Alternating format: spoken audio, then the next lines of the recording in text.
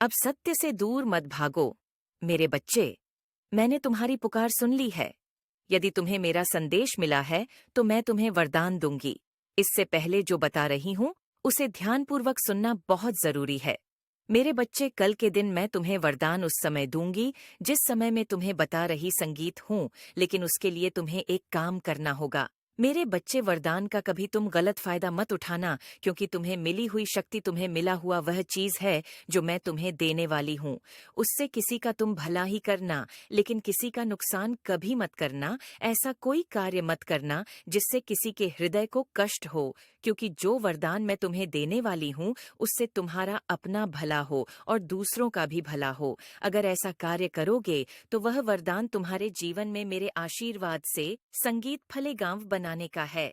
तुम इतने शक्तिशाली हो जाओगे, केवल हृदय से ही नहीं, कोई कार्य को करने से भी, और तुम्हारा दिमाग भी एक शक्तिशाली दिमाग बन जाएगा, जो हर मुसीबत से कैसे निकलना है वह सोच पाओगे। जिस प्रकार मैंने बुराई का नाश किया था, ऐसे ही तुम संसार में लोगों की सहायता करने के समान उतने ही श्रेष्ठ व्यक्ति बन पाओगे, क्योंकि मेरे बच्चे, जो श्रेष्ठ होता है वही किसी की मदद कर पाता है। कमजोर व्यक्ति किसी की क्या मदद करेगा? उसे तो खुद सहायता की जरूरत होती है। इसलिए तुम कभी भी अपनी शक्ति का दुरुपयोग मत करना। इस बात का स्वतः ख्याल रखना। कल संध्या काल में जब तुम मेरे समक्ष दीपक जलाओ ग, उस समय केवल एक काम करना। कुछ समय के लिए एकांत मन करके बैठना और सोचना कि संसार में तुमसे तुम्हें सबसे बड़ा क्या लगता है।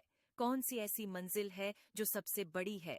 वैसे ही कोई भी उपहार तुम मुझसे मांग लेना। उस समय जब तुम्हारे मन की शक्ति बहुत ज्यादा बड़ी हुई होगी, और जिस कार्य पर तुम्हें अंदर से यह विश्वास हो कि हाँ, वह मंजिल तुम्हारे लिए ही बनी है, या वह खुशी तुम्हें मिलनी ही चाहिए, तो यह मेरा तुमसे वादा है और मेरा तुम्हारे लिए वरदान भी है।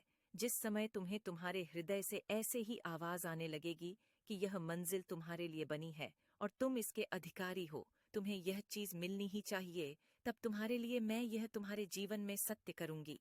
मेरे बच्चे, मैं तुम्हें दुखी नहीं देख सकती, लेकिन जीवन में तुम्हारी की गई कुछ ऐसी गलतियां जिनको तुम्हें भुगतना पड़ता है, और उस समय मैं मजबूर हो जाती हूँ, क्योंकि मेरे बच्चे, प्रकृति का और संसार में हर देवी देवता का यही नियम है, कर्म का फल तो